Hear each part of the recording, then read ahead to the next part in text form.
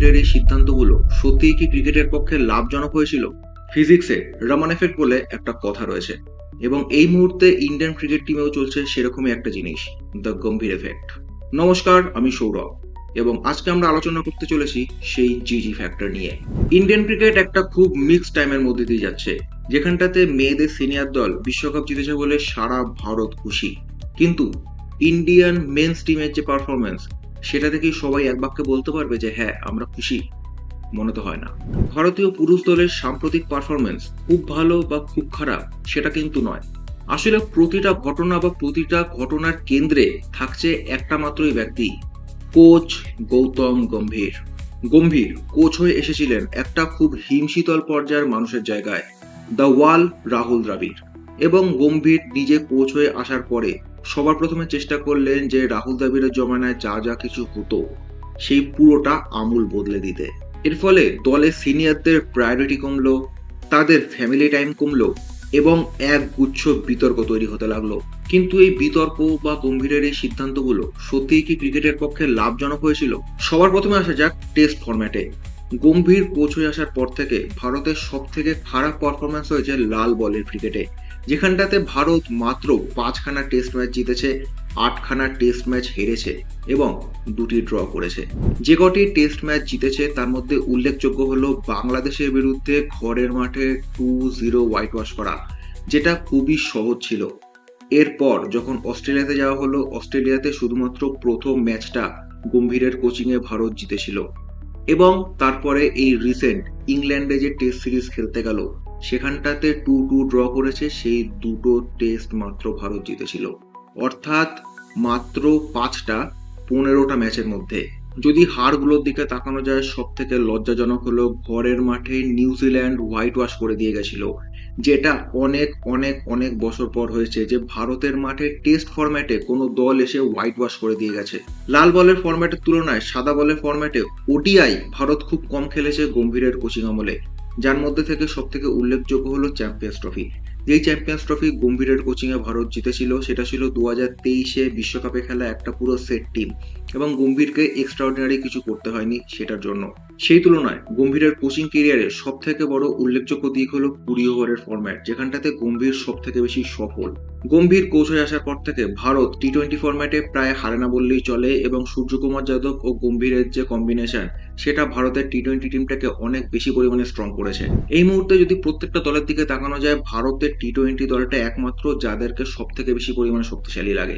এইবার তাকানো যাক বেশ কিছু বিতর্কের দিকে যা এই কোচিং ক্যারিয়ারের সময় তৈরি হয়েছে। গম্ভীরের সময় ভারতীয় দলের সব থেকে উল্লেখযোগ্য 2 তারকা রোহিত শর্মা এবং বিরাট কোহলিকে দল থেকে প্রায় জোর করে বের করে দেওয়া হয়েছে। ঠিক সেরকম ভাবে করেই বেশ কিছু প্লেয়ার যাদের দলে ঢোকার কথা ছিল না, তাদেরকে এক প্রকার জোর করে দলে ঢোকানোর চেষ্টা করা হয়েছে। কোচ গৌতম গম্ভীর এবং সিলেক্টর অজিত আগারকার জোর কদমে চেষ্টা করেছে যাতে রোহিত বিরাটের জায়গায় শুভমান গিলকে ভারতীয় ক্রিকেটের নতুন পোস্টার বয় হিসেবে প্রেজেন্ট করা যেতে পারে।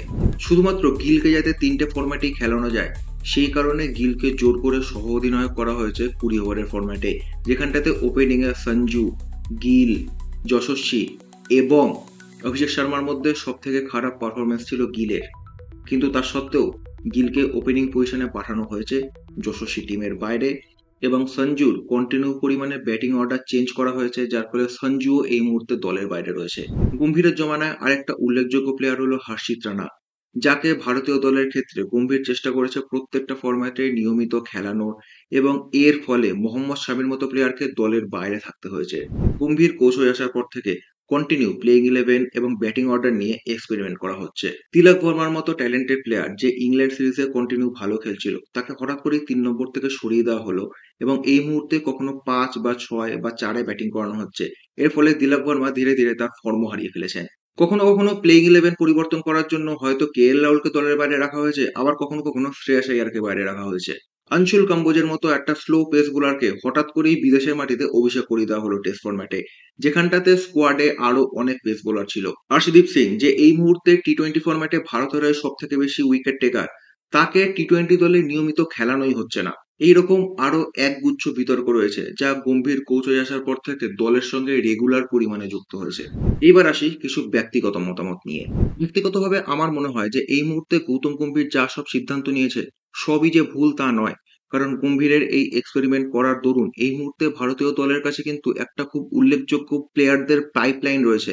কিন্তু সমস্যা হলো, যখন কোনো ব্যাটসম্যান কন্টিনিউ পুয়ার ফর্মের মধ্যে দিয়ে যাচ্ছে, তাকে যখন ব্যাটিং অর্ডারে আপ ডাউন করা হয়, তার পারফরমেন্স কিন্তু সবসময় ভালো হবে তা নয়। বেশ কিছু ক্ষেত্রে এবং ম্যাক্সিমাম ক্ষেত্রে সেটা আরো খারাপ হয়ে যায়, এবং এটা তার আত্মবিশ্বাসকে আরো তলানিতে নিয়ে গিয়ে ঠেকে। এবং সবশেষে বলবো, গম্ভীরের এই ফুটবল কোচের মতো মানসিকতা। ফুটবল খেলা হলো কোচেদের খেলা, যেখানটাতে কোচের মাইন্ড গেম বা প্লেইং ইলেভেন বা ট্যাকটিক্স অনেক সময় ম্যাচের পার্থক্য করে যায়, এবং মোস্ট অফ দ্য টাইম ম্যাচের পার্থক্য করে দেয়।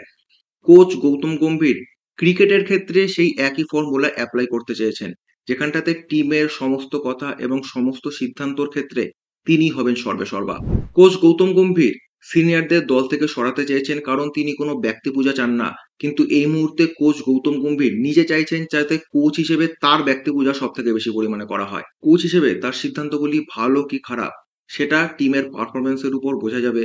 এবং আগামী বছর 20 ওভারের বিশ্বকাপের পরে হয়তো অনেকটাই ক্লিয়ার হয়ে যাবে যে কোচ হিসেবে গম্ভীর আর কন্টিনিউ করবে, নাকি এটাই হবে তার কফিনের শেষ পেরেক।